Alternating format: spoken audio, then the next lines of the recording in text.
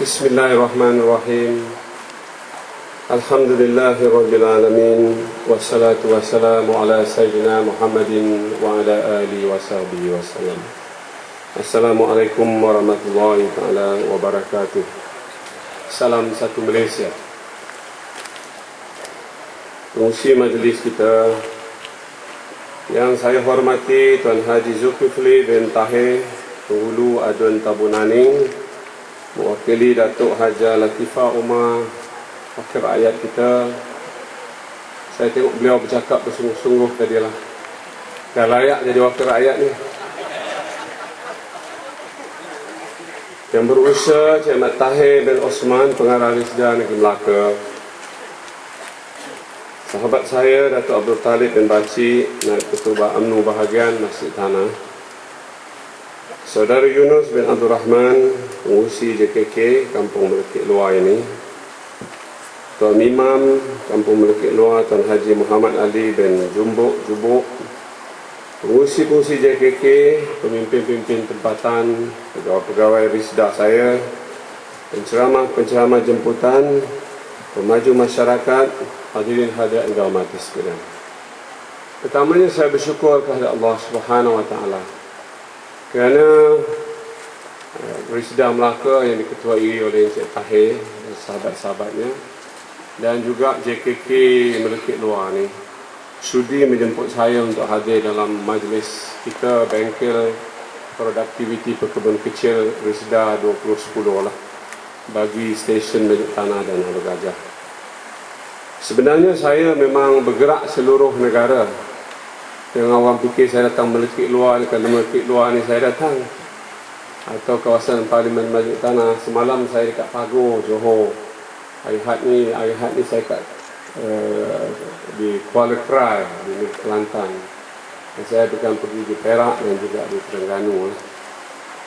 Kerana saya diarahkan oleh Yang Amat Berhormat Perdana Menteri untuk turun ke bawah, untuk melihat bahawa usaha-usaha yang dijalankan oleh pihak pemerintah kita, termasuk usaha-usaha yang dibuat oleh agensi seperti Risda ini, akan sentiasa dapat diperjelaskan kepada rakyat. Kita tidak mahu berlaku satu suasana di mana pemerintah kita belanja cukup banyak, ratusan bilion kadang-kadang, atau kerajaan pusat, kerajaan negeri, kerajaan tempatan, agensi-agensi, ratus juta atau ratus bilion. Sebelum Raja Malaysia ke-10, 230 bilion.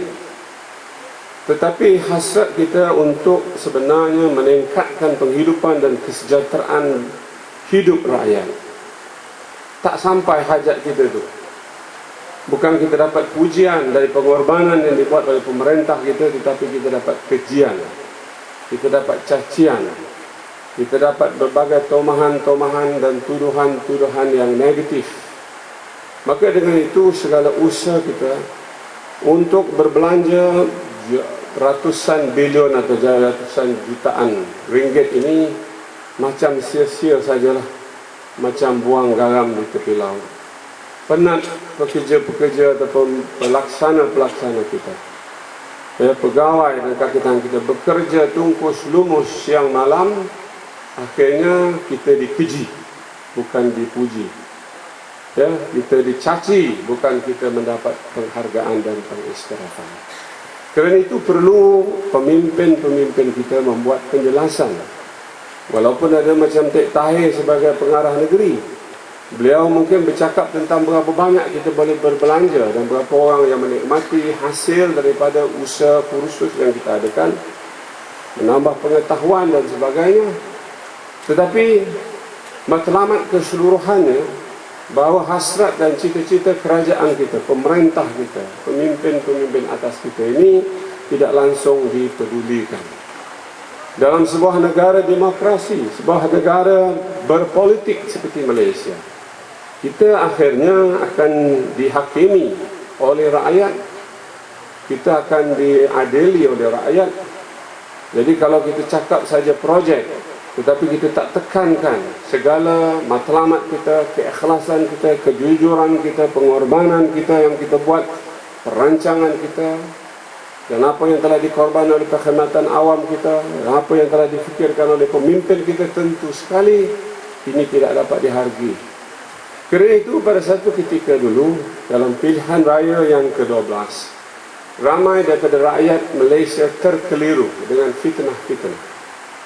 Walaupun kerajaan telah mentransformasi penghidupan rakyat dari tahun 1957, selama 50 tahun kita merdeka, keadaan kita yang miskin, kedana, yang tinggal ke belakang, yang terhina, menjadi satu masyarakat yang lebih mulia, yang lebih bermaruah, yang lebih berakhlak, yang lebih dihormati, yang lebih disegani, yang boleh dicontohi. Itu dah tak jadi perhimpunan, tidak jadi lagi rujukan dan penghargaan kepada rakyat.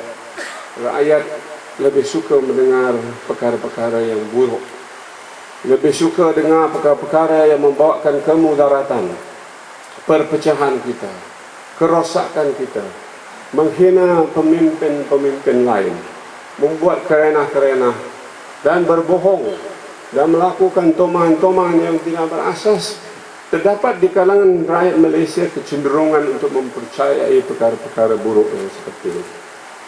Ini mungkin pemerintah kita telah berjaya melaksanakan perancangan yang baik sehingga kita berubah untung nasib kita, destiny kita, dari satu bangsa yang terhina, miskin, papa, kedana, kepada keadaan kita yang lebih mulia, yang lebih maruah, yang lebih boleh dibanggakan pada hari ini.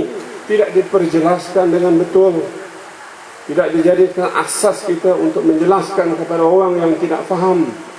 Dan kerana tidak ada penjelasan yang dibuat seperti ini, maka minda kita cenderung untuk terpengaruh dan dipengaruhi oleh perkara-perkara yang buruk dan jahat. Kerana itu dalam pilihan raya yang ke-12 dulu, hampir pemerintah kita hilang kuasa dari orang-orang yang rakuskan kuasa ini.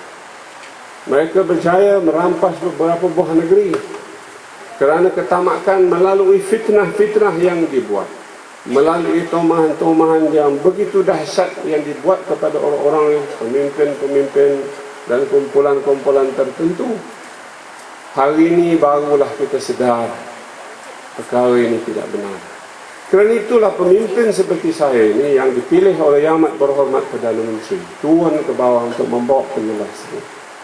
Pengorbanan kita, janji kita, komitmen kita, perjuangan kita akan terus sampai bila-bila. Selagi orang-orang luar bandar, khususnya orang Melayu dan Bumiputra, belum dapat menikmati penghidupan yang lebih sejahtera. Kalau boleh lompang di antara bukan Bumiputra dengan Bumiputra ini, kita kurangkan. Kalau boleh sebaik kita hapuskan. Selagi itu perjuangan ini mesti diteruskan sampai bila-bila. Dan untuk perjuangan ini diteruskan, kita mesti mendapat sokongan yang kuat.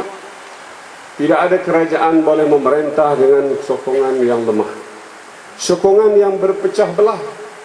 Kalau dulu kita boleh membuat berbagai keputusan untuk merubah untung nasib kita, membuat transformasi kedudukan sosioekonomi kita daripada yang terhina, miskin, daif, papa, kedana, kepada tahap yang lebih cermelang dan gemilang ini, kerana kita mendapat sokongan yang kukuh.